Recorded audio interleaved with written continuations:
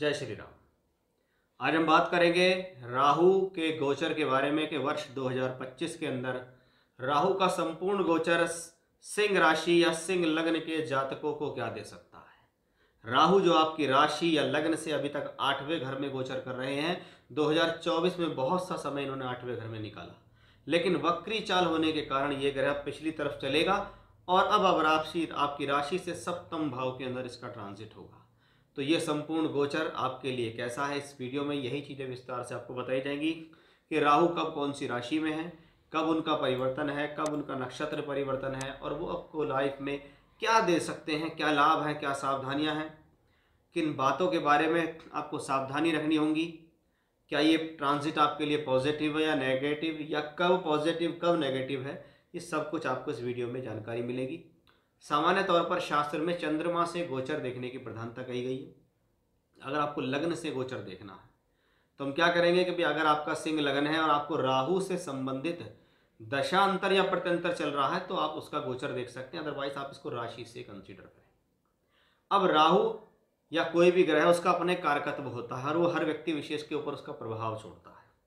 इस वीडियो के अंदर क्या है कि आप ये देखिए कि ये जितने भी चीज़ें मैंने आपको यहाँ दर्शाई हैं, जैसे आपका विदेश से जुड़ के काम है, एक्सपोर्ट इंपोर्ट का काम है, विदेशी संबंध बना के आप अपने जीवन में कार्य करते हैं, या आपका मीडिया से संबंधित कोई काम है, फैशन से संबंधित काम है, इलेक्ट्रॉनिक इक्विपमेंट से संबंधित काम है, अगर ऐसे क्षेत्र हैं तो आपके ऊपर अन्य लोगों के मुकाबले इसका ज़्यादा असर देखा जाएगा, क्योंकि राहु का कारकत्व आपके भीतर है।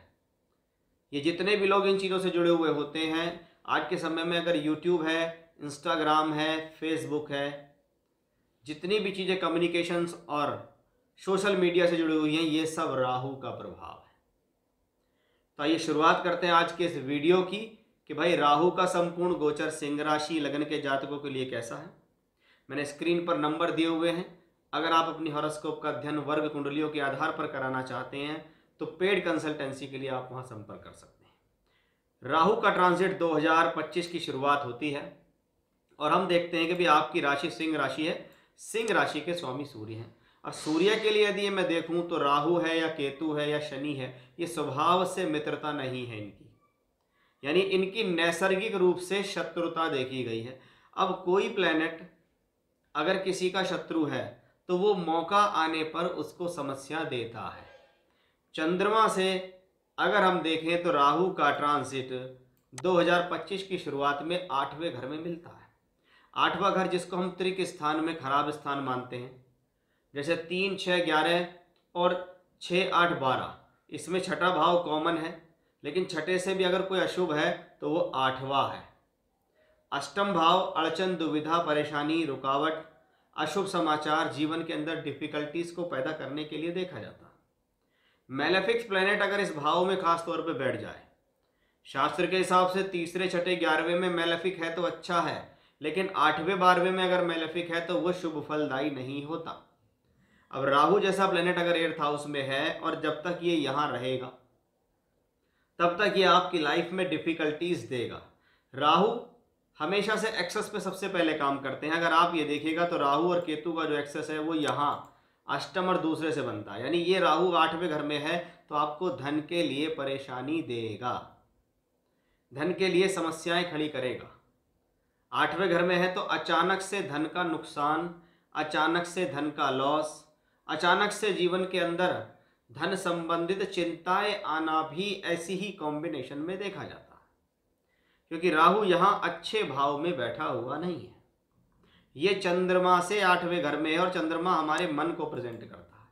हमारे मन से 8th हाउस में अगर मैलेफिक प्लैनेट्स आते हैं तो बहुत बार ये हमारे जीवन में समय समय पर कुछ ना कुछ प्रॉब्लम्स क्रिएट कर देते हैं। तो बहुत बार 8th हाउस को स्वयं की गलतियां भी माना जाता है।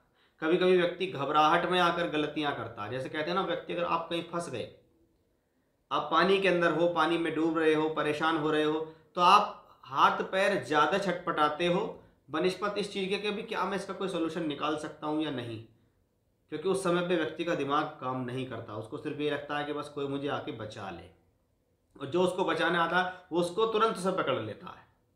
ऐसे ही 8th हाउस का राहु है कि अगर वो 8th हाउस में है और आपके जीवन में प्रॉब्लम्स आ रही हैं तो आप छटपटाते ज़्यादा हो आप उसका सॉल्यूशंस ढूंढने की कोशिश कम करते हो। और राहु और केतु की तो बहुत ज़्यादा दुश्मनी रही है सूर्य और चंद्रमा से, ये तो शास्त्रीय रूप से हम आप लोग पहले भी पढ़ चुके हैं। अब राहु को यदि हम देखें तो इस दौरान राहु शनि के नक्षत्र में गोचर करते दिखाई देंगे। अब देखा जाए तो शनि आपके लिए 6th लॉर्ड हैं, तो ये राहु रोग ऋण शत्रु देने में सक्षम है, यानी रोग से परेशान कर सकता है, ऋण से परेशान कर सकता है, शत्रुओं कोर्ट कचहरी मुकदमे से परेशान कर सकता है। अब राहु यहां रहेंगे 29 मई तक, और 29 मार्च को शनि भी यहीं आएंगे। तो 29 मार्च से 29 मई तक का जो 2 महीने का समय है, इस दौरान विशेष सावधानी बरतें किसी भी चीज में, शारीरिक भी, मानसिक भी और आर्थिक भी, क्योंकि 6th लॉर्ड शनि का ट्रांजिट 8th हाउस में होगा, जहां से आपको शुरू होगी शनि की ढैया, और एग्जैक्ट राहु के ऊपर वो ट्रांजिट होगा। इसलिए मैंने डिस्क्रिप्शन में लिंक दिए हुए हैं, अगर आपने अभी तक मेरा वीडियो नहीं देखा है कि भाई चंद्रमा से 8वें घर में शनि आएंगे तो वो क्या फल देंगे 2025 में, तो वो चीज़ मैं आपको यहाँ बता रहा हूँ, उसका थोड़ा सा आपको विशेष रूप से ध्यान रखना होगा। अब 2025 की शुरू 29 मई के बाद क्या होगा कि भाई 29 मई के बाद आपकी राशि से 7th भाव के अंदर राहु का ट्रांजिट शुरू हो जाएगा। अब आपकी राशि से 7th भाव में राहु का ट्रांजिट आया। अभी तक राहु कहाँ थे? 8वें घर में। अब चंद्रमा से 7th में है। प्लेसमेंट वाइज देखें, पहले प्लेनेट त्रिक भाव में था, खराब भाव में था, अब प्लेनेट अच्छे भाव में। अब अच्छे भाव में है तो इसका मतलब वो आपको कुछ राहत देने के लिए आया है, क्योंकि राहु और केतु को सामान्य नियम के हिसाब से देखें तो केंद्र और त्रिकोणों में भाव में बैठा हुआ राहु शुभ है, लेकिन 7वां घर कुछ मारक तत्व लिए भी होता है, क्योंकि 7वें घर में एक तत्व मारक भी है।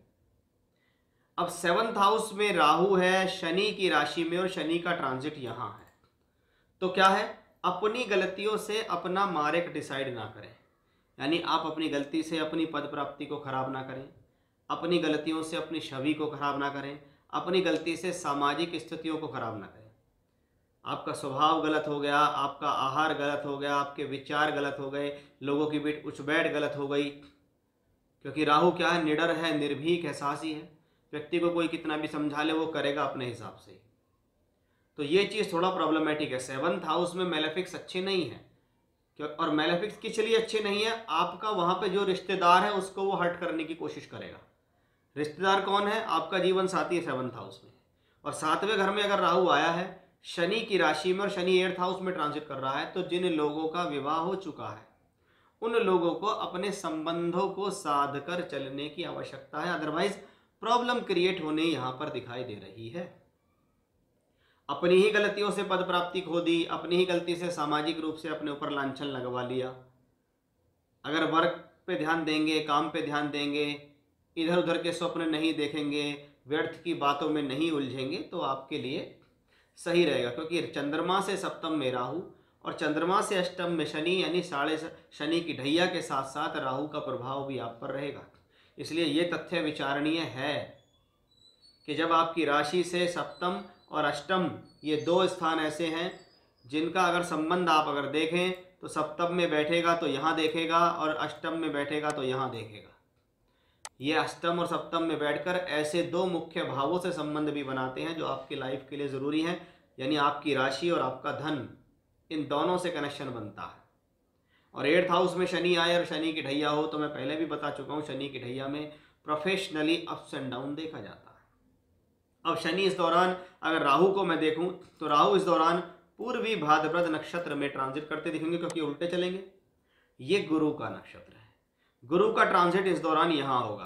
तो वही बात जो मैंने आपको कही कि भाई राहु गुरु की राशि, शनि की राशि में भले ही है लेकिन गुरु के नक्षत्र में भी है, जहां एक तरफ ये प्लेनेट राहु 7th में बैठा है, अंदरूनी रूप से देखें तो गुरु के फल देता है, गुरु एकादश भाव में है, और शनि की राशि में है तो शनि आया, तो राहु के पास यहाँ मिले जुले फल हो गए। राहु कभी भी आपको पूर्ण रूप से पॉजिटिव रिजल्ट नहीं देगा, एक रिजल्ट वो यहाँ के देगा, एक रिजल्ट वो यहाँ के देगा। तो ऐसे राहु के क्या है, प्लस और माइनस दोनों तरीके के रिजल्ट हैं, यानी सिर्फ ट्रांजिट की बात हम यहाँ कर रहे हैं। अगर आप राहु से कोई रिजल्ट लेना चाह रहे हैं तो मुझे नहीं लगता है कि 2025 के अंदर राहु आपको कोई फुलफिल करने वाले या बहुत खुश करने वाले रिजल्ट देगा। अवश्य ही सिंह राशि के जातकों के लिए मैं कह सकता हूं कि 2025 एक चैलेंजिंग वर्ष हो सकता है, क्योंकि यहीं से शनि की ढैया भी शुरू है और यहीं से राहु अष्टम से निकलकर सप्तम में आ रहे हैं, लेकिन वो हर बार कहीं ना कहीं शनि से और इनसे प्रभावित हैं। और ट्रांजिट को हमेशा समझना चाहिए, ट्रांजिट के बारे में ज़्यादा सोचना नहीं चाहिए, ट्रांजिट से इतना घबराना नहीं चाहिए, क्योंकि आपकी पूर्ण दशा इस पर डिसाइड करेगी कि आपको एग्जैक्टली मिलेगा क्या।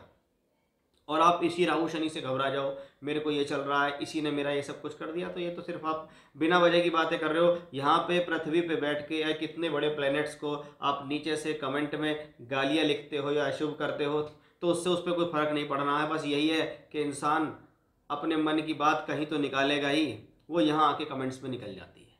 इससे ज़्यादा बेहतर है कि आप किसी को हॉरोस्कोप दिखाइए, एस्ट्रोलॉजर को, तो कहीं मेरी दशा कैसी चल रही है, मेरा ट्रांजिट कैसा चल रहा है, मुझे क्या लाभ सावधानी का ध्यान रखना है।